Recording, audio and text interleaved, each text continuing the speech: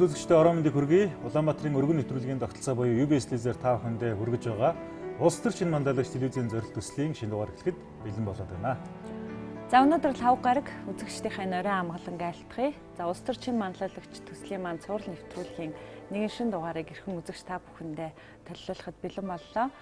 За нэвтрүүлгийн маань сонин сайхан гэвэл шилдэг оролцогчд маань шүүгчдийн өмнө өөрийн илтгэх ур чадварыг шалгуулсан одоо энэхүү үйл ажиллагаагаар бас дараагийн шатанд үлдэж чадах уу гэдгийг бол үзэгчдэд бид нар одоо танилцуулж үзүүлж байгаа. Өнөөдөр бол яг энэ үйл ажиллагаатай холбоотой 3 дахь нэвтрүүлэг маань үзэгчд маань хүрж जैन. Тэгээд нэвтрүүлэгтэй маань холбоотой бас санал шүүмжүүд эхнээсээ ирсэн бидний хувьд. За залуучууд маань асуудлыг их өргөн хүрээтэй харж чадж байна гэж ирж байгаа бол за нөгөө талаар бас одоо яг өмнөх л одоо өнөөдрийг хүртэл байж ирсэн улс төрчдийн ярдгал тэр хэв маяг бол яа харахгүй харагдчихээн. Манлайлал бол бас төдийлөн тодорч харагдахгүй байна ч гэдэг юм. За манай шүүгчд бол бас арай өөр байр суурьтай байгаа. Тэрийг бол бас нэвтрүүлгээр үзүүлж байгаа. Дашрамт зөвөр дуртахад энэ төсөлд хөлбөмбөгийн чи олон тал тоглодог шүү дээ. Хөлбөмбөгийн дасгалжуулагч нь, тоглогч нь, үзэгчд нь, тэгээд дөрвөн зохиодог хүмүүс нь холбоо нь байж гэдэг шиг энэ төслийн хувьд ч гэсэн бас зөвхөн оролцогчийн чансаагаар нэвтрүүлгийн өнгө асуус тодорхохгүй л дээ. Үзэж байгаа хүмүүс тэгээд эргэх холбоо боё тэр хүмүүсийн хэлж байгаа зүйл зохион байгуулагчдын дээрээс нэг удирдлага активитэд бас академик байгууллагын хамтын оролцоо нэвтрүүлгийг дэмжиж байгаа ч юм уу дэмжих байгаа хүмүүсийн энэ бүх хүмүүсийн энэ үзэл бодол пинем гэж хэлдэг тийм ээ. Энэ дундаас нэвтрүүлгийн өнгө байс цаашаа хэрхэн үргэлжлэх гэдэг нь тодорхой болно. Айхтар бол санал шүмж хайцангуу гайгүй. Шүлтийн хувьд бол нэлээд голтой болчихлоо даа гэж би бодож байгаа. За ямар ч байсан төслийг зохион байгуулагч бидний хувьд бол эерэг өөрчлөлтүүд бол их харагдаж байгаа. Тэгэхээр залуучуудтайгаа бол бид нар бол бараг 2 сар гарan хамтдаа байгаа гэдэг утгаараа залуучуудын хувьд ямар өөрчлөлтүүд харагдаж байгаа нь бол бидэнд бол их сайн харагдаж байгаа гэдгийг тодорхой хэлээд өнөөдрийн нэвтрүүлэг. За тийм бүгдээрээ өнөөдрийн нэвтрүүлгийг үзцгээе. Бас ямар залуучууд үзэл бодлоо хэрхэн илэрхийлж шүүгчдүүнд ямар үнэлгээ өгж бас хин хасагдсныг харцгаая. Ерөнхий ивент тэтгэгч яг одоо яг эндээс Pepsi брэнд. Ивент тэтгэгч цэвэр агаарт эрүүл амьдарцгаая шин налайх хороолол. Мэдээллийн хамтран ажиллагч өдрийн сонин өглөө бүхэн тантай хам. Хамтран ажиллагч мэдээ цэгмэн үннийг мэдээлнэ. За манай залуучууд одоо ямар хөгжлийн бодлого одоо ямар шиндэг шийдвэрүүд гаргах вэ гэдэг олон анхааршүүлээ. Маш их нэрийсэн байна. Энэ одоо энэ төвчд маш их ач холбогдол өгсөн байна. Энэ бол их хүнд хөдөлмөр юм байна. Өглөөнөөс ахвалаад ингээд суугаад хүмүүсийн юмыг хараад ингээд шүүгээ сууна гэдэг бол тийм амар ажил биш байсан боловч сонирхолтой суусаар агаад өдий хөрлөө. Нэг утгаараа бол нэг нь ялагдаж нэг нь ялж байгаа юм шиг байна. Нөгөө талд биднээс байгаа нийгмийн асуудлуудыг бид нэр дуу хоолой болж хийж гэнэ гэдэг бол энэ бол нэвтрүүлгийн асар том нийгэмд өгж байгаа дуу хоолой нийгэмд өгж байгаа өөрийнхөө мессежтэй. Тэгээ үнэхээр залуу юу өөрчлөгдөж байгаа харагдаж байна. Тэ давуу талыг мэдэрч байна. Өөр өнцгөөс юмыг хараад бас асуудлыг ингээд өөрөөр тайлбарлах гэж хүсэж байгаа юм харагдаж байна шүү дээ, тэ. Дараа улам боловсронгуй болно. Тэ дараагийн шийдлүүд гаргаж ирж байгаа санаанууд гаргаж ирж байгаа тэр сонирхолтой дүрс бичлэг тэ тэр чадрууд олон бүгд өсөж ирээ. Сайн байна уу эрхэм хүндэт сонгогчдод. Эрхэм хүндэт Багнуур дүүргийн иргэдээ. Багнуур дүүргийн уугуул иргэн би Эрдэнэтрийн болдордно. Улсын хурлын сонгуульд Багнуур дүүргээс та бүхнийхээ дуу хоолой болон дэвшиж байгаадаа баяртай байна. Сонгогч түмэн бид олон жил өөрсдийн сайн сайхны төлөө улсын хурлд нэр дэвшиж буй гишүүдэд өөрсдийн үнэн саналаа харамгүй өгч байна. Өнөөдөр та бидний хаалгыг тогшиж гүгээд байсан хүмүүс хаа байна? Төрийн ажил хүнд хэцүү чиглээ ухамсар тэдэнд байх хэрэгтэй. Өнөөдөр бид хоосон амлалтанд хурдж олон сайхан боломж ирээдүгэ баллаж байна. Нэр дэвшигч миний бие нэг бодлого биш цогц бодлогыг авч хэрэгжүүлнэ. Бүсийн тулгуур төвүүдийг бий болгож Улаанбаатар хотын хүн амын нягчлалыг багасгаж тулгуур төвүүдийг хөгжүүлнэ. Тулгуур төвүүдээс суурилсан үйлдвэрлэлийг бий болгоно. Нийгэм залуусын оролцоог нэмэгдүүлэх дуу хоолой болно. Зорилтод бүлэг рүү чиглэсэн нийгмийн халамжийг нэмэгдүүлнэ. Малчт руу чиглэсэн төрийн бодлогыг авч хэрэгжүүлнэ. Өнөөдөр Багнуур дүүрэг 27 мянган гаруй оршин суугч иргэдтэй. Дагуул хот болох бүрэн боломжтой дүүрэг. Бид яагаад дагуул хот болж чадахгүй, яагаад хөгжиж чадахгүй нэгвэл бидний хөгжлийн стратеги, хөгжлийн бодлоос ихээхэн шалтгаалж байгаа. Хөгжил дээр бид нэр юу ярих вэ гэхээр хүний хөгжил биднэрт дутагдж байна. Багнуур дүүрэгт оюутны хотгон бий болгоно гэж яриад байгаа. Өнөөдөр энэ цаасан дээр бууж тамгалагдсан зүйл огт байхгүй. Энийг бодит байдал дээр хүрэхийн тулд би ажиллана. Сонгогчид та бүхэн хоосон яригчийг бус бодит бүтээгчийг сонгох хэрэгтэй. Хоосон амлалт бус хүнлэг чанарыг нь харах хэрэгтэй. Хийсвэр сэтгэлгээ бус бодит судалгааг нь харах хэрэгтэй сонгогчдоо. Мөнгөнд хурдаж биш, оюунд итгэж амьдрах хэрэгтэй. Та бид буруу сонголт хийснээр ирээдүгөө баллаж байна. Бид хөгжил гихч агуу зүйлийг хөтөлбөр мэт бодсоор байх. Өндөр сайхан барилга, будганд хуурцсан хуучны барилга хөгжил гэж бодсоор байх уу? Иргэн таныг тунгаагаарай. Шинийх нь штэ ерөөсөө их гоё тэр нэг яг нэг хүмүүс нөлөөлдөг тэр үг сонголт найруулга зүг гэдэг байгаа. Тэр чинь тэр нөгөө эсрэгцэл, давталт, өгөөдөлд адилтгал гэдэг ингээд олон юмнууд байгаа шүү дээ. Жишээлбэл одоо тэгэхээр олон үгнүүд байдаг тийм нөгөө гонч мэрэг үгэн дотор чинь дандаа л энэ аргуудыг хэрэгэлсэн байгаа шүү. Тэгээд гонч мэрэг. Тэгэхээр чинийх арга хэтэрч шиг болох юм. Шууд тодорхой санаагаа дэвшүүлээд түүнийг батлаад бусад хүний сэтгэл хөдлөл буюу тэр айдас, болгоомжлол, уйтгар, гойног, итгэл найдвар тэр сэтгэл зүйн процесс нь чиглэж анилж ингэж одоо илтгэлээ тавьж сонгогчтойгоо уулзах энэ юмаа бол илүү бас батжуулаад яваараа тэгвэл бас ирээдүйн илүү баталгаатай болно гэж хэлмээр байна. Сайн байцгаана алтаачуудаа та бүхэнд энэ өдрийн мэндийг хүргье. Төрийн байгууллагын төрийн үйлчилгээний чанар хүртээмжийг сайжруулах, төрийн үйлчилгээний чанарыг сайжруулахын тулд төрийн байгууллагуудыг зарим үйлчилгээний хэрэгслийг хувьд шилжүүлэх тал дээр би жишээ аавн дурдж ярья. Бид нар төрийн байгууллагын дансанд хичнээн төгрөг байдаг, тэр нь юунд зарцуулагддаг, яадаг талаар бол бид бүхэн тодорхой ойлголт байдгүй. Төрийн байгууллагуудын автомашинуудын одоо хэрэглэн дээр үндэслэж би тодорхой судалгааг аймгийнхаа төвийн 21 агентлагийн дунд хийсэн байгаа. Тэгээ үнэхээр одоо төсвийн байгууллагууд төсөв томорж ийн төсвийн байгууллагууд өдөр ирэх тусам автомашины шатгууны хэрэглээ нь бол өдрөөс өдөрт нэмэгдээд байдаг. Энэхүү одоо зардлыг хаанаас хэрхэн яаж гардгийг иргэд та бүхэн өөрсдөө сайн мэдж байгаа.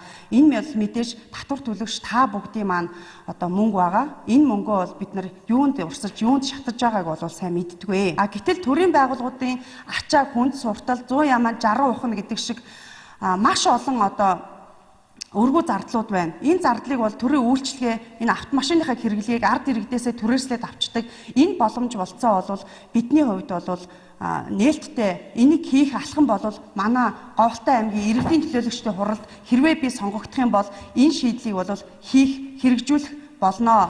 Болормоо төрийн байгууллагын уялдаа холбоо үнэхээр байхгүй байна. Энийг өөрчлөлийгээ сайхан үндслэл гаргаж ирж идэл за үнэхээр ихний төр дүүр бүр хүртэл айгу аятайхан болоод ирж байгаа байхгүй болормоо. Тэгжэл л яасан. Тэгэл нуршаад эхэлсэн.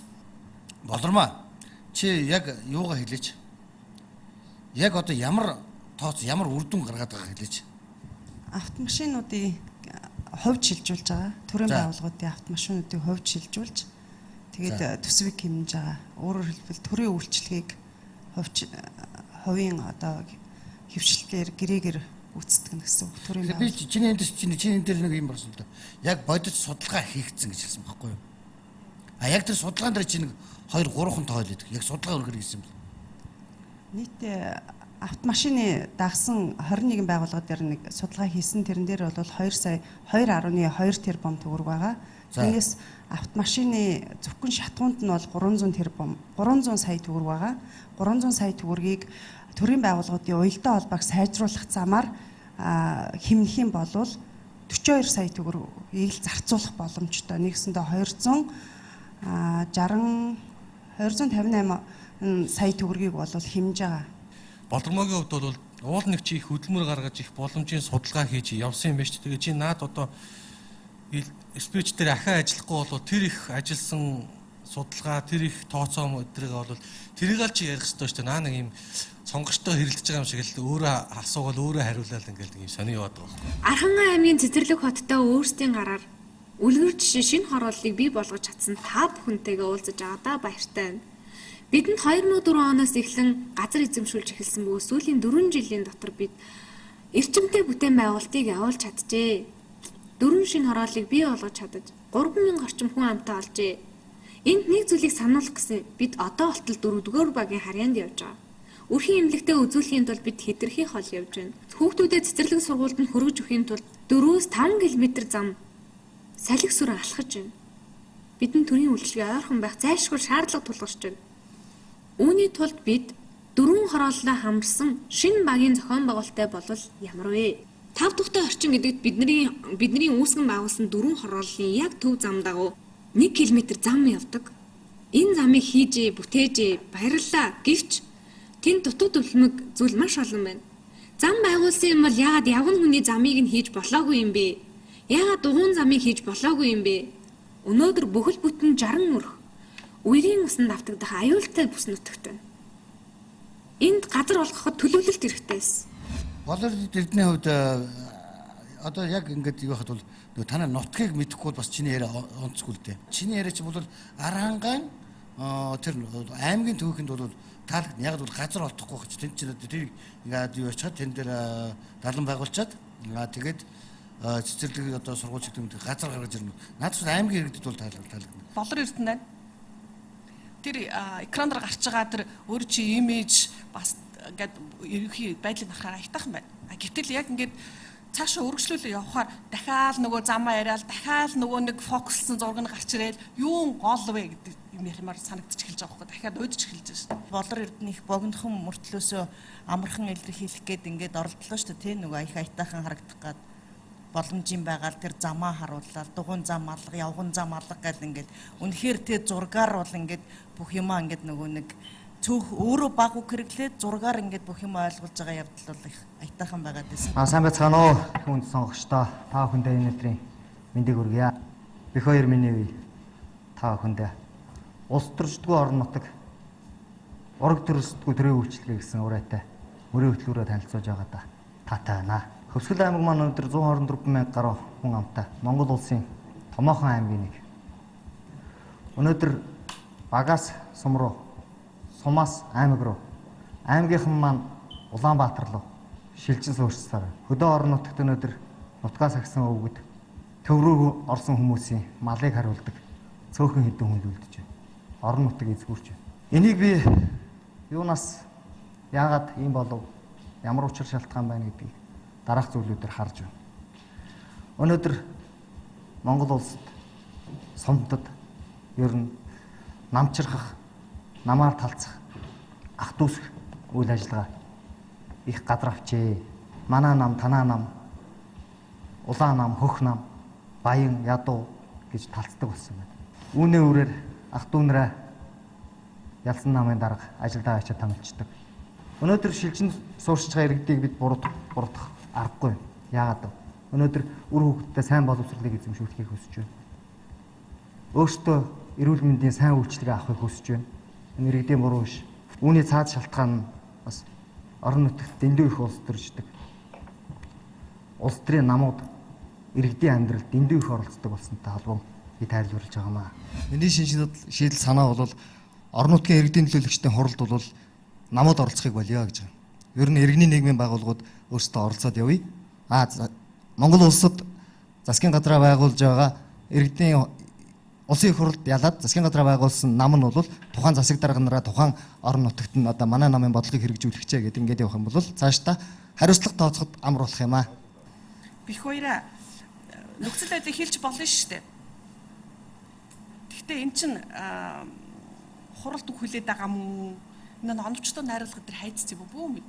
Энэ нийгэм чи өөрөө хурд мэдрэмжийг шаардж штэ. Гэтэл та нар нэг хэдхэн минутанд юу дамжуулж ямар мессеж өгөх гэж байгаа юм. Бид манлайлагч гэж ялгарч байгаа тэр зүйлийг харуулахгүй байна. Мэдээж зарим нэгэн онцлог тийм давуу тал харагдаж байна л да. Тэгэхээр тэр нь маш богинохон секундэд яваад алгуулчаад байна. Сарнид байна. Хорон зулсан та энэ өдрийн ямарыг альбарья. Сонгуулийн анхны уулзалтыг аавынхаа төрсөн нутгаас эндээс эхэлж байгаа. Энэ нь аавыгаа болон та бүхнийг хүндэлж хэрэг гэж би ойлгож байгаа. Нөгөө талаас та бүхнийхээ санал зөвлөгөөг эхлээд сонсох хүсэл надад байгаамаа. Бид мүлхэж байна. Бид хөл дороогүй хөгжиж мүлхэж байна. Бид хадан дээгүүрч мүлхлөө, хайрган дээгүүрч мүлхлөө. Зүлгэн дээгүүр хаяа мүлхсэн баг. Хөгжил рүү бид маш удаан мүлхэж байна. Хэвтээд мөлхөөд гэхээр муу яртай юм гэж хэлэх хүн олон байгаа.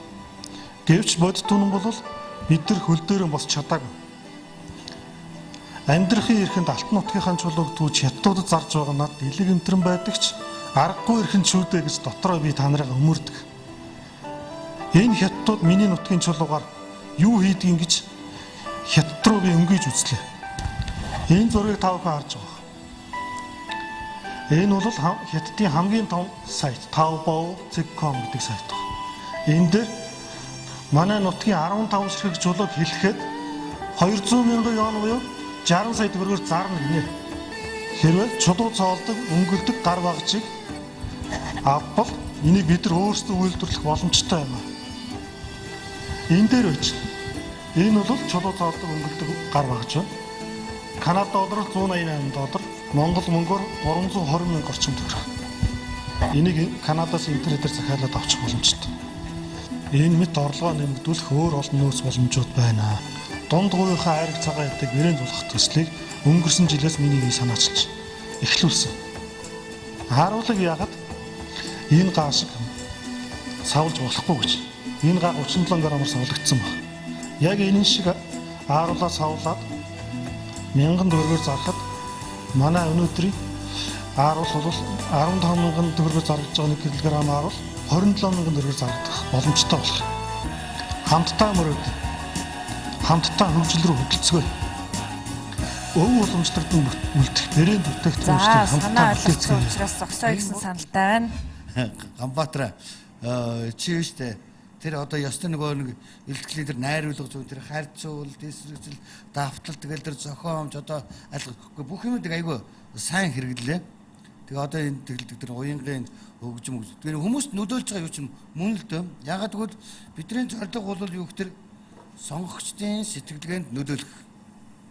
Тэднэрт шийдвэрийг гаргуулах байхгүй юу? Нөлөөлийн маш олон аргуудыг яах нь хэрэглэж болно тий. Сайн байна.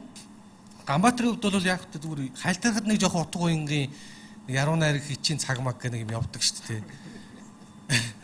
Нутгийнхаа чулуун молон дээр суучаал уншаад байдаг нэг тийм Монгол яруу найргийн нэвтрүүлгүүд байдаг шүү дээ. Жоон тэрийн шиг байна. Оролцогчд маань гарч иж байгаа нэг зүйл сул тал юу вэ гэхлээр ердөө агуулган дээр ажиллаагүй байна. За дараагийн оролцогч Ган Төмрийн Ганболд. Өндөр хаанаа төссөн, өргөн хөрлөнгээр хөвөөлсөн алтан нутгийн ард түмэн та бүхнийхээ амар амгалан айлтган мэдчилье. Энэхүү танхимд хүрэлцэн ирсэн та бүхэндээ баярлалаа. Ган Төмрийн Ганболд миний бие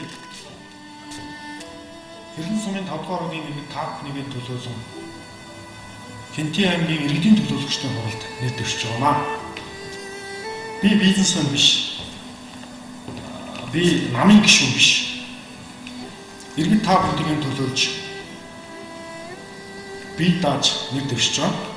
Өнөөдөр нам даган сонгогдсон нөхдүүд нам нийлж сэн бөөлдөж та бидний төлсөн татварын мөнгөөр тоглож байна.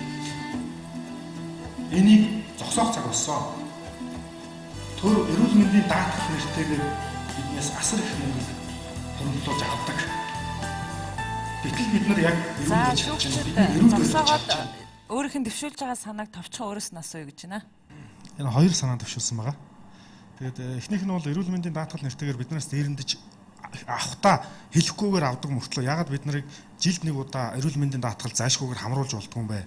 Тэгэх юм бол бид нар одоо эрүүл байж чадах юм аа. Хоёрдугаарт болохоор өрх бүрийг хашаа болгоныг юу басан? Часарганжуулъя гэж бодсон. Өрх бүрийг часарганжуулах төсөл байгаа.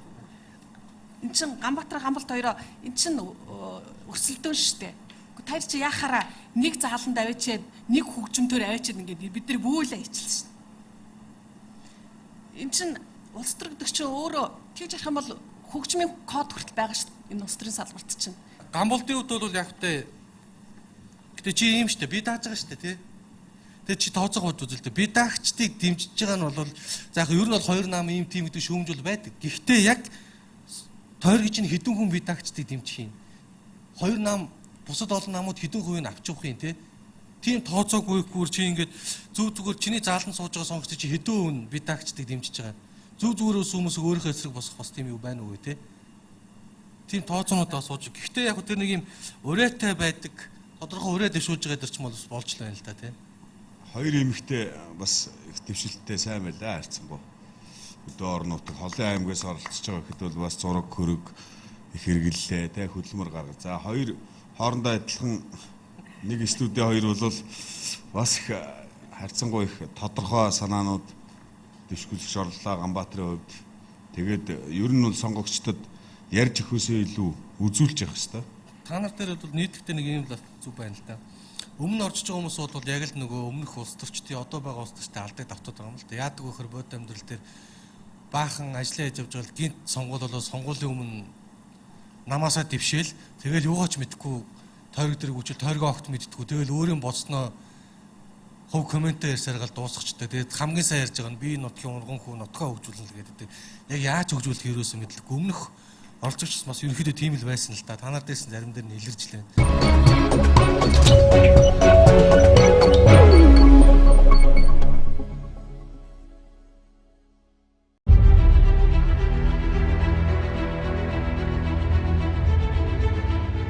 Эрдэнэбаатрын болд эрдэнэ Савгагийн болормаа Базаррагчагийн болор эрдэнэ Цэрэнжавын бэх хоёр Хүүхэнбаатрын ган баатар Ган төмрийн ган болд. За эдгээр 6 оролцогч маань тайзан дээр гарч ирсэн байна.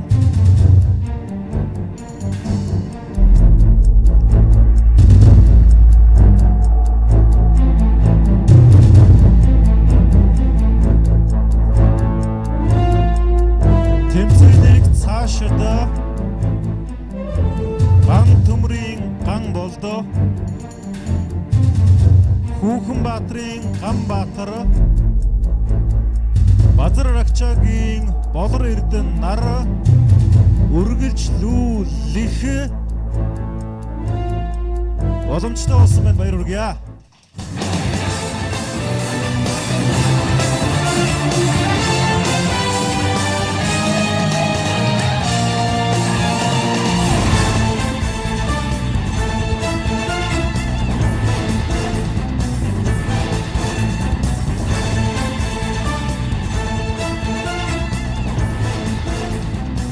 Төслийн маань шилдэг оролцогч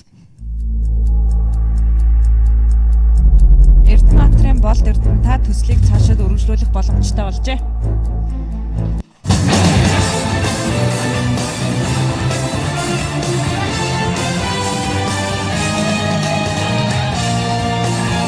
Таны нэр дуудаагүй байна.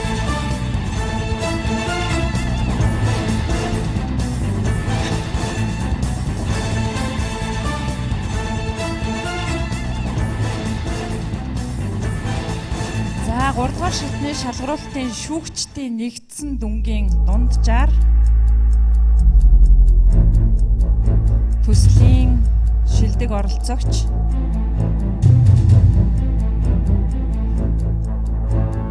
Цэрэнжавын бэх баяр та төслийг цаашид өргөжлүүлэх боломжгүй болжээ.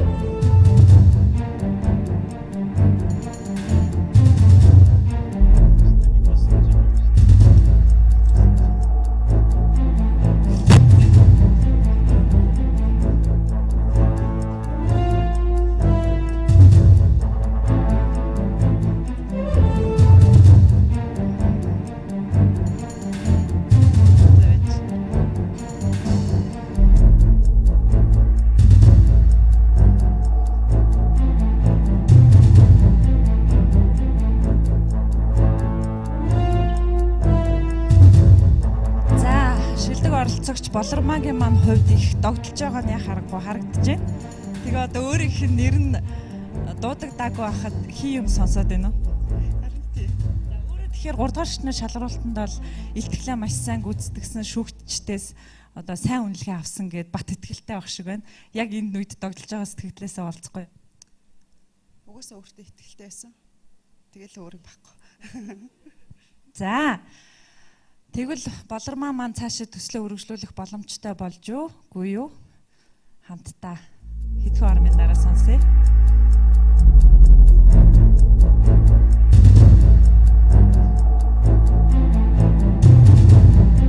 За та яа харахгүй төслөө мэргэжлээ үргэлжлүүлэх боломжтой болжээ. Баяр хүргэе.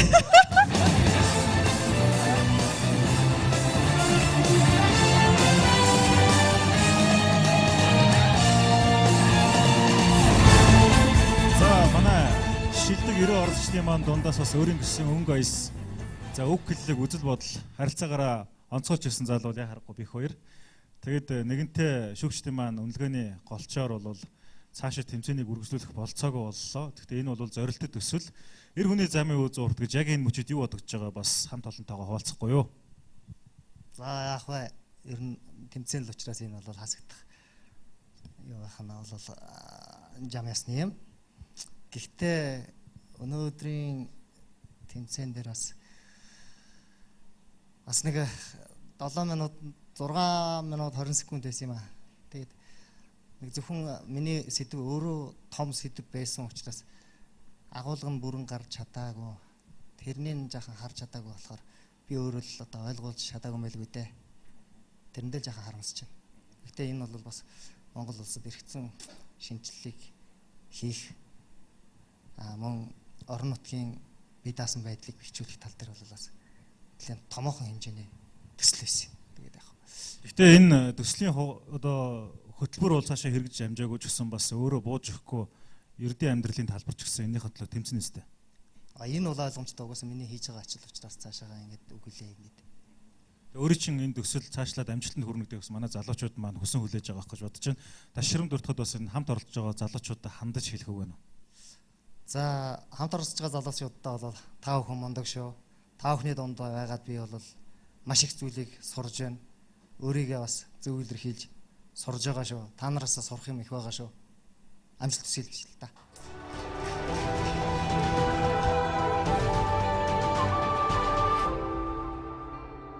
Ерөнхий ивент тэтгэгч яг одоо яг эндээс Pepsi брэнд.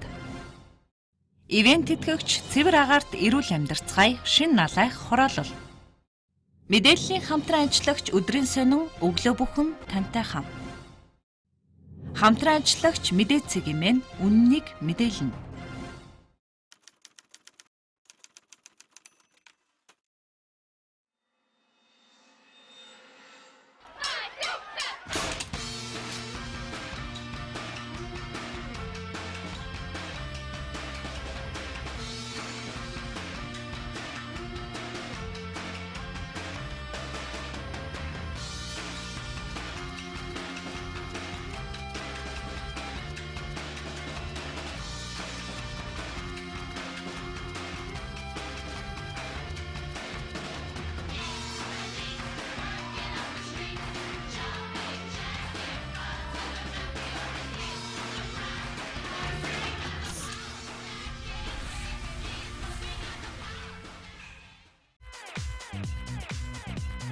Мөнгө дөшөх байгалийн мөнгө.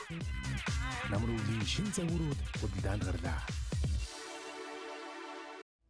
Наран мандах зүгт цэвэр агаарт эрүүл амьдралын тав тухыг бүрдүүлсэн иж бүрэн 6,000 айлын шин налайх цогцолбор хороолол таны гэр бүлийн амар амгалан аз жаргалт амьдрах бүхий л таатай орчин болох ногоон байгууламж, сургууль, цэцэрлэг, бүх төрлийн үйлчилгээний төвүүдийг нэг дор бүрэн шийдэн танд хүргэлээ.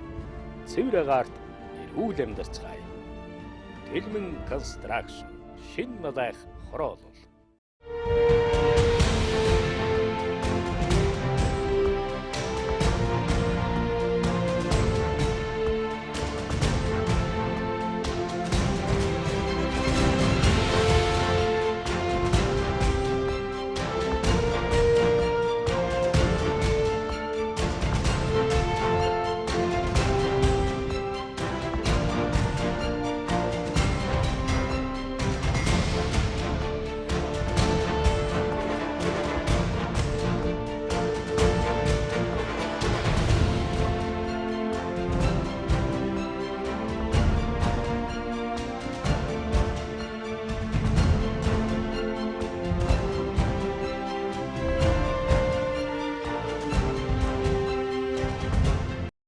Ерөнхий ивент тэтгэгч хөгжилд хүргэх Монголын жигүүр Хүннүү Air. Ивент тэтгэгч дэлхийд танигдсан Монгол брэнд Говь. Мэдээллийн хамтран ажиллагч өглөөний сонин үндснийхэр хашгийг хамгаална. Хамтран ажиллагч мэдээллийг сурвалж News CGM. Тэгэхээр залуучуудаа бид нар бол яг ижил гараанаас 7 минутын хугацаанд өөрийнхөө дэвшүүлж байгаа шин санаа одоо асуудлыг гаргаж ирээд тэгээд шийдэх гарц гаргалгаагаа гаргаж ирэх юм даалгавар өгсөн. Тэгээд энэ нэвтрүүлэг маань өөрөө ийм хамтын бүтээл учраас нэг оролцогчдод 7 минутын эфирээ зарцуулах юм бол одоо шүүгчдийн сэтгэлдээ нийлээд явах юм бол одоо нэг оройн 40 минутын маань эфир бол хүрэлцэхгүй. Тийм учраас залуучуудынхаа илтгэлүүдээс бид нар голчлон шин санаануудын түүж үзэгчтэй яг боддоор хүргэж байгаа. 1860 онд ч Америкийн 16 дахь ерөнхий хэлэгч Абрахам Линкольн гэж бид нар хэлээд байдаг. Америкчууд өөрсдөө Линкольн гэж хэлдэг. Тэр чинь нөгөө Фридрих Дуглас гэдэг эрлиз хар арстан цагаан арстан эрлиз хүнтэй ерөнхийлөгчийн дебет буюу мэтгэлцээ хийгээд тэр үеэс эхлээд ер нь бол Америкт орчин цагт ярианы чадвараар буюу нэлтгэл тавьж хоорондоо өрсөлддөг мөр хөтөлбөрөөр танилцуулдаг болсон юм л. Тэгээ бүр 1987 онд Америкийн бүр тийм байгууллагаас ерөөсөө 3 минутын хугацаанд нэг асуудлыг хариулж байгаа юм байна. Монгол Улсын ерөнхийлөгчийн сонгуульч гэсэн ер нь ингээд тэр 90-ад оноос хойш бүх сонгуулийг 4 удаагийн ерөнхийлөгч сонгосон сонгуулийг харахаар яг л нэг асуултанд одоо 3 минут хариулдаг шүү дээ. Тэгээ ер нь бол 3 минут гэдэг бол хамгийн яг нь боломжийн хугацаа. Улс орны томоохон асуудлыг ярьсан ч гэсэн товчтой боломжийн хугацаа гэдэг. Тэгэхээр дэрнээс 2 дахин илүү буюу 7 минутын боломж бол нийт оролцогчд маань байлаа. Тэр одоо цаг бага байсан ч гэдэг юм уу тэгэж одоо гомдлох шаардлага байхгүй. Хүн болгонд бол цаг хугацааны тэг шийдэл боломж байлаа. Явсан залуучууд маань өөр өөрсдийнхээ байр суурийг илэрхийллээ. Бас гой санаа гаргасан залуучууд маань байна. Бас зарим нь бас нэлээд сайн бэлдэж чадаагүй ч гэсэн бас харагдаж байна л та.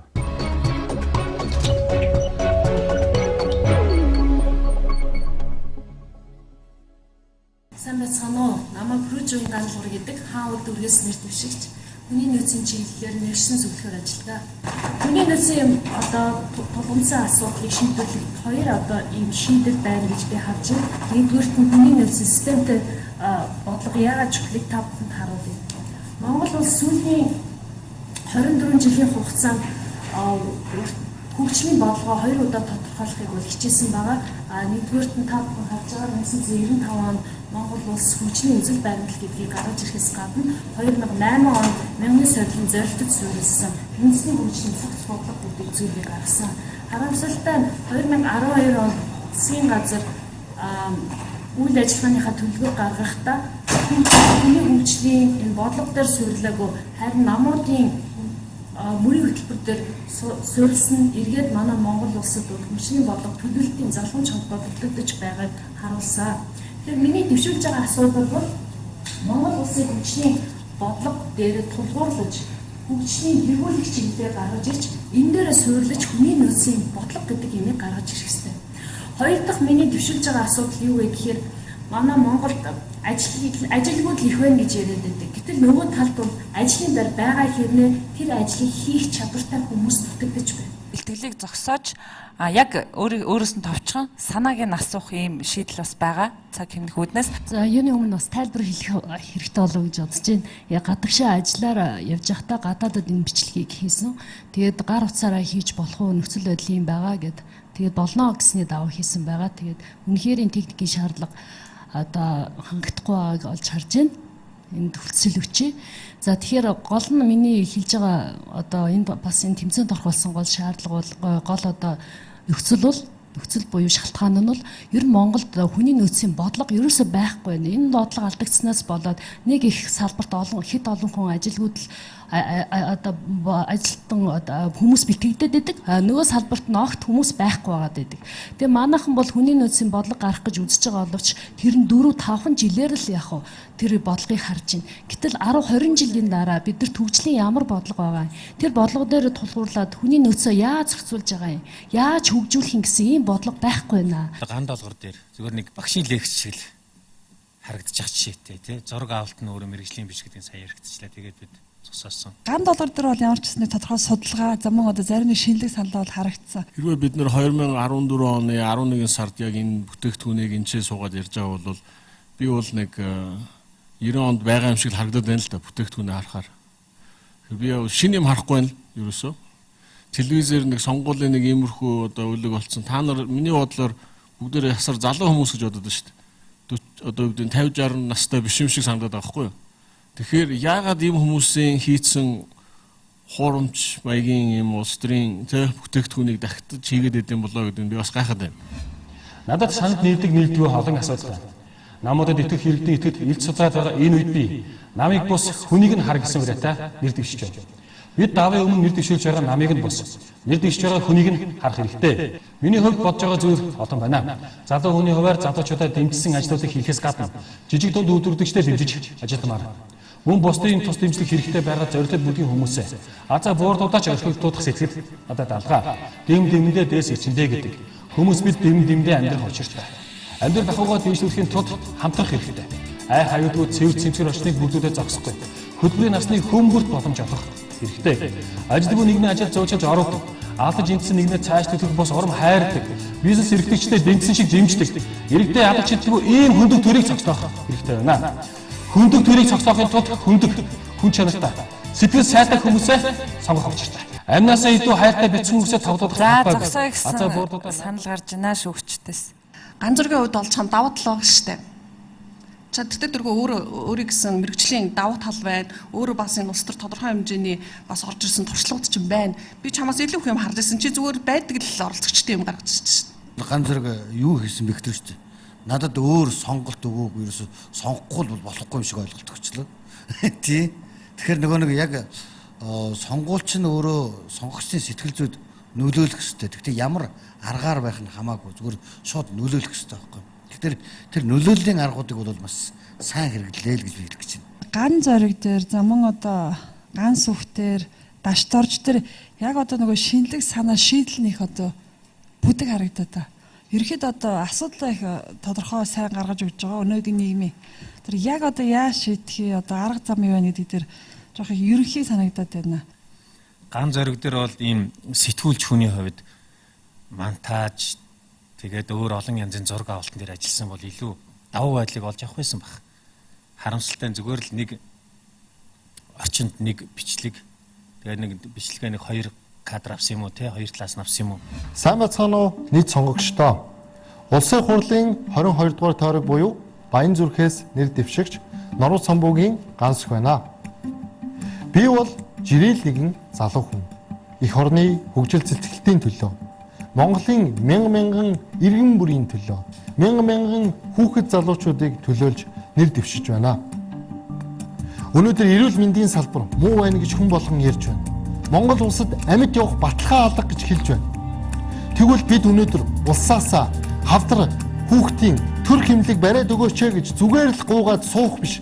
Харин гарах гарцыг хамтдаа бид ирж хайж шийдэж болно. Миний хэрэгжүүлэх эхний хөтөлбөр бол эрүүл мэндийн цахим мэдээллийн систем. Нэг үгээр хэлбэл бидний цахим иргэний үнэлэх дээрх мэдээллийн сан бүрдүүлэх юм а. Өнөөдөр бидний иргэний үнэлэх 14 төрлийн мэдээллийг агуулдаг бол бид нар эмнэлэгт үзүүлсэн лабораторийн бүх шинжилгээ, нарийн мэрэгжлийн тодруулах шаардлагатай шинжилгээг энд оруулж болно. Үүний нэг давуу тал бол бид энэхүү мэдээллийг олон улсад илгээж өнөөдөр гадны орныг зорж эмнэлгийн тусламж үйлчилгээ авах гэж байгаа. Мөн Монголдо эмчлүүлэх боломжгүй олон боломжийг бид нар шийдэх боломж бидэнд байна. Миний хэрэгжүүлэх хоёр дахь хөтөлбөр бол боловсролын салбар.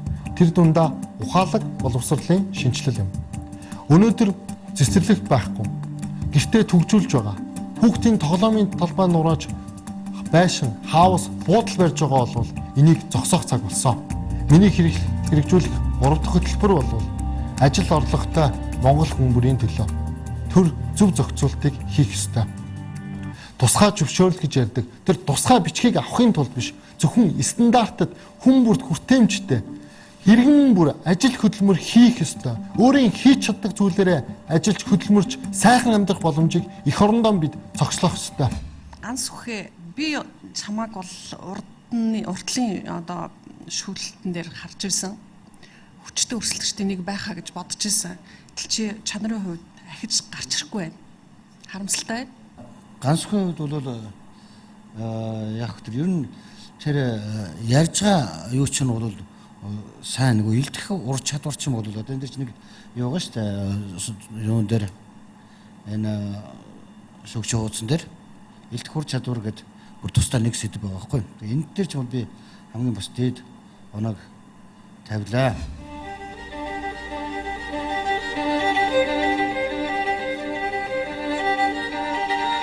Эх орныхоо төлөө, сайн сайхан амьдралын төлөө цохилдоггүй зүр гэж үгүй. Өнөөгийн манай нийгэмд манан мэд тогтсон энэ завхрал, хээл хахуйл, шудраг бус явдлуудыг хэвээрээ үлдээсэ гэж боддог хүн хэд байна. Нэг их олон биш байх. Тэгвэл тэр мянган сая хүний сайн сайхны төлөөх бодол санаанууд яагаад хэрэгжихгүй гацаад байгаа юм бэ? Надад хариулт байна. Альва асуудлыг шийдэхэд нарийн тооцоотой, алсын хараатай бодлого шаардлагатай. Бодлогоо биелүүлэхийн тулд хэрэгжүүлэлт шаардлагатай. Гэтэл өнөөдөр намчирхол, фракц, бүлэглэл гэх мэт нэрнүүдээр бамбаагаа хийж зөвхөн өөрсдийн эрх ашгийг тэргүүнээ тавьсан хүмүүсийн ятгалаг явж байна. Чөлөөт хэвлийн загалмайлсан эцэг Даштандовга хэлсэн байдаг. Мөн сайндаа зааж, мурын шулуунаа засаж, мөнхөг нь цэцнээ зандрахад би үнэн голоосоо дургүй, үзэн ядаж байна гэж. Би ч мөн адил.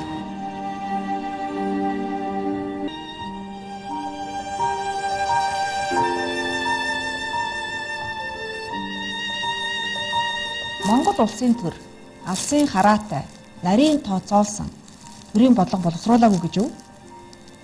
Боловсруулсан. Нэгийг биш. Тэдгээрийн тод жишээ нь доктортой хөгжлийн бодлого юм. Байгаль дэлхий бидний эдийн засагт хичнээн их эерэг нөлөө үзүүлж чадахыг доктортой хөгжлийн бодлогод тусгаж өгсөн байгаа. Төрийн бодлогод эргэн бүрийн оролцоо хичнээн их чухлыг доктортой хөгжлийн бодлогод нарийн тооцоолон тусгаж өгсөн байгаа. Гэтэл яагаад тэдгээр бодлогод огт хэрэгжихгүй байна? Хувийнхаа сонирхлыг тэргүүнээ тавьсан, улс их орныхоо ашиг сонирхлыг бүр мартчихсан тийм ээ. Фракцийн зарим гишүүдүүд үнэхээр чин сэтгэлээс юм хий, зүтгэе гэсэн нэгэ нухчлан дарж байна. Доктортой хөгжил бол зөвхөн Монгол орны бус хүн төрөлхтний хөгжлийн гарц юм. Мэдээж бидэнд хөдөлмөрлөх шаардлага гарна. Монголчууд бид хөдөлмөрөөс хизээж ухарж байгаагүй ард түмэн. Ард түмэн өнөөдөр хөдөлмөрлөе, зүтгэе гэж байна. Гэтэл дахиад өнөөх зөвхөн амиа бодсон, хувиа хичээсэн фракцууд биднэрт садаа болж байна. Би Борхуугийн гүнсэн, Монгол улсын иргэн, яг тантай адил энэ тамийн тогоонд чанагцаар одоо залхаж байна. Манай улсыг хөгжүүлэхгүй байгаа. Хойш нь татаж байгаа. Энэ дээр суусан фракцуудыг асуудлыг хэдүүлээ хэрхэх вэ? Яах вэ? Надад хариулт байна. Иргэн бүрийн оролцоо. Дулмаа эмээгийн өдөр тутмын амьдралыг нараа, цэцгээ, болдоо, дунгаа иргэн бүр таны өдөр тутам тулгарч буй асуудлуудыг дээр сууж байгаа нөгөө фракцийн гишүүдийг мэдж байгаа гэж бодож байна уу? Тоох ч үгүй байж тээ. Ард түмний санал бодлыг оруулсан төрийн бодлого бидэнд хэрэгтэй байна. Би улсын их хурал сонгогдсон тохиолдолд Монгол улсынхаа хөгжлийн төлөө ард иргэдийн бодлыг төрийн бодлогод тусгаж өгөхийн төлөө бүхий л мэдлэг, боловсрол, чадвар, чадавхай дайчлан ажиллана гэж амлаж байна. Би танд хөрөнгө амлахгүй. Хүн бүр дор дороо шудраг байж чин сэтгэлээсээ хөдөлмөрлсөн тохиолдолд Монгол орон хөгжнө гэдэгт би итгэдэг. Итгэл, хөдөлмөр, чин сэтгэл байгаа тохиолдолд бид урагшлнаа.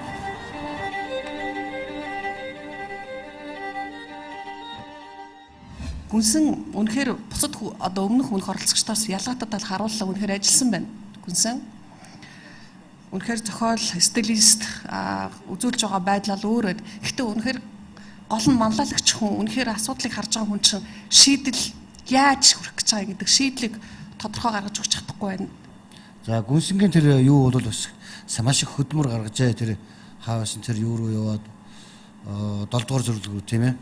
Тэр салхин систем ч бас тэргээр явж хад бас бахархдаг л зүйл л дээ монголчууд бас нэг юм салхин систем гэдэг. Тэгээд маш их олон бас газруудаар явж нэг танхим даваагүй олон газруудаар олон бичлэгүүдийг хийж бас их хөдөлмөр гаргасан байна л гэж ингэж хийх тийм. Гүнсэнгийн хийсэн одоо зохиомж бол бас нэлээд ажил хийсэн харагдаж байна л да.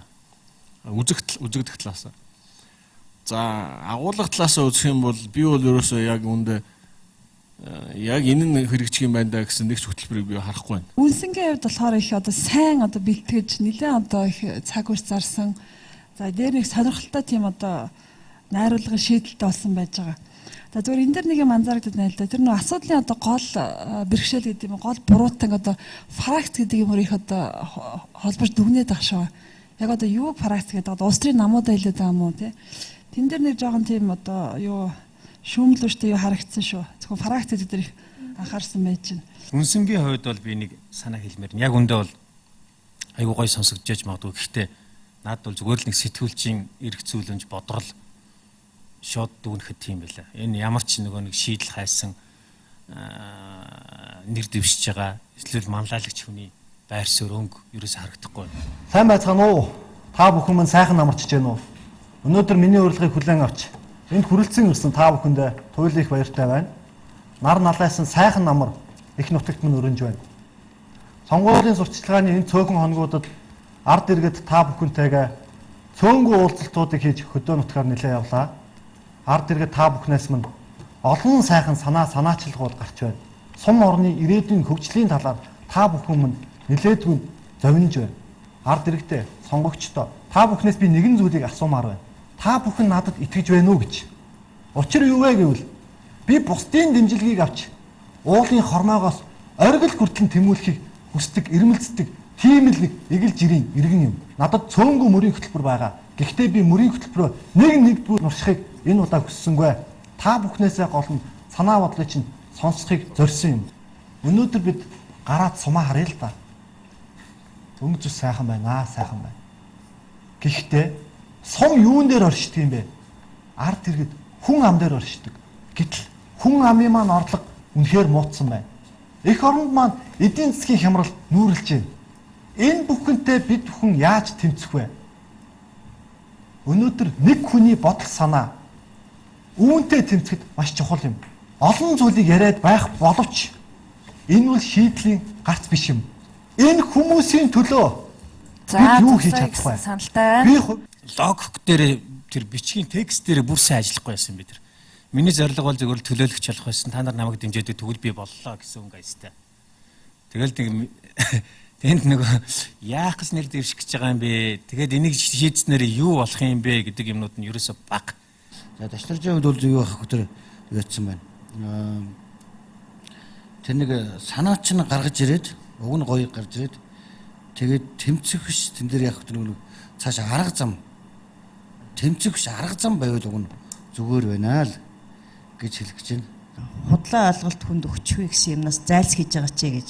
Жишээлх юм бол цөөнгөө мөрийн хөтөлбөр надад байна гэдэг юм. Тэгэхээр нөгөө хаан тохируулаад л мөрийн хөтөлбөр ярих нэ дэ гэж бодогдохоор мессеж авч илээ. Тэгэхээр угаасаа нөгөө сонгуульд орж байгаа хүн өөрийн бат одоо тийм ээ мөрийн хөтөлбөртөө өөрийн бат бодолтой хөтөлбөргүй хүн байх ёстой шүү дээ. Дашнарж дээр нэг хэдэн факт байсан. Сумынхаа тухай ярьж байгаа.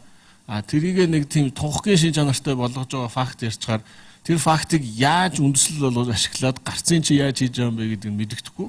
Сайн байцгаана уу? Нутгийн ахан дүүс минь сайхан намарчж байна уу? Хүн сурсан бүхнээ сумдаа зориулъя гэсэн уриатай та бүхэндээ ирлээ. Сумыг хөгжүүлэхэд 10 жилийн төлөвлөгөө 30 жилийн стратеги чухал ач холбогдол өгдөггүй байна гэдгийг би олж харсан. Харин надад сумынхаа иргэдийн төлөө 30 биш 10 биш 3 жилийн дотор хийх шийдэл байна. Нэгдүгээр манай сум хавдрын өвчлөл усал гэмтлийн тохиолдлоор сүүлийн 10 жил аймагта эхний тавд тогтмол жагсаж байна. Миний хамгийн их санаа зовж явдаг зүйл бол сумын иргэдийн эрүүл мэнд. Би сумынхаа иргэдийн эрүүл мэндэд анхаарна. Би энэ салбарыг гадралнаа. Би энэ салбарыг гадрална. Би үүнийг хийж чадна.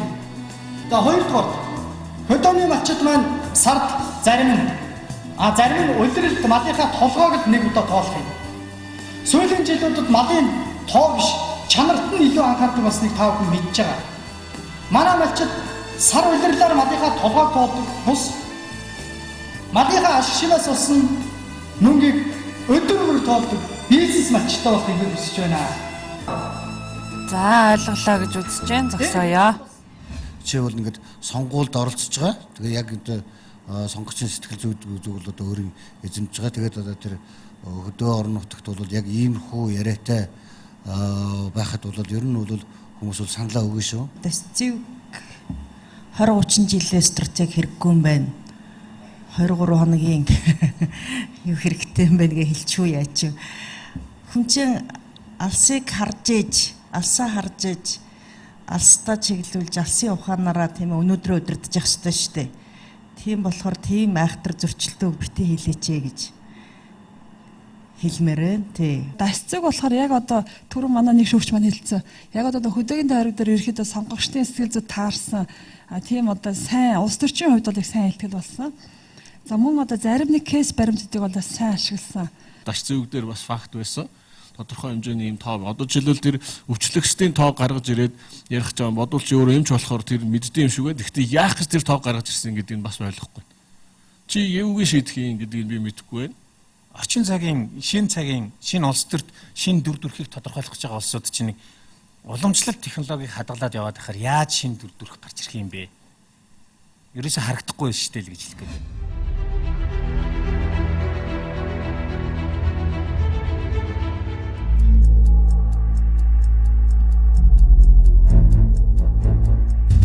Хүрв жавын ган долгор, ган төмрийн ган зориг,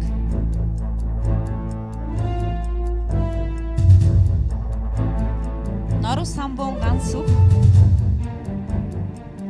Борхуугийн гүнсэн, Мягмарын даш дөрж, Хүдрийн даш зэвг,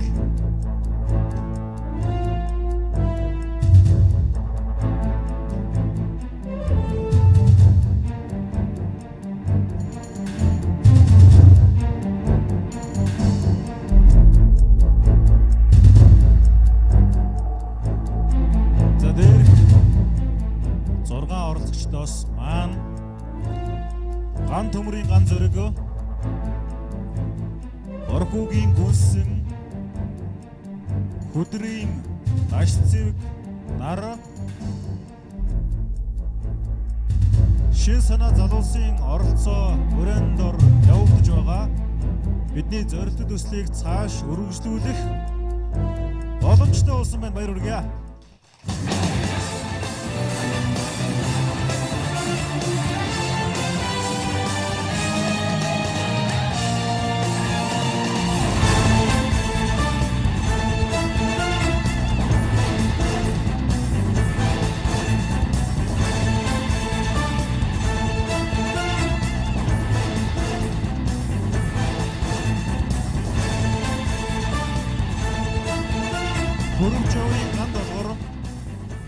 Бүрвжүүийн ган долгор,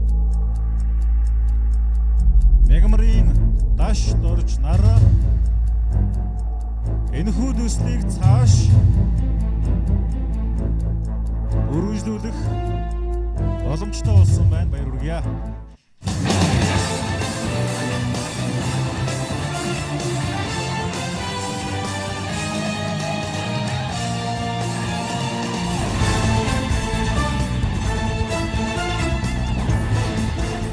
Манай залуучууд яг одоо эд асалт явагдаж байна. Тэгээ яг энэ мөчийн сэтгэлээ болцохгүй. За яг тэгээд за юуны өмнө ингээд залуучуудаа мэнд хүргэе. Тэгээд энэ төслийн энэ шат хүртэл ингээд залуустайгаа хамт явсандаа сэтгэл хангалуун байна. Сэтгэл өндөр байна. Өндөө энэ хүртэл явсандаа сэтгэл өндөр байна. Цаашаа яах вэ? Тэгэхээр яах аргагүй манай улс төрчин манлайлагч телевизийн зорилт төслийн нэгэн бас онцгой өнгө бол өөрийн мэрэгчлэрээ бас бахархал авчирсан. Одоо хүний хэмж, дотрын хэмж манай залуу байгаа. Тэгээд танд баяр хүргэе, та төслийг цааш үргэлжлүүлэх боломжтой болсон байна.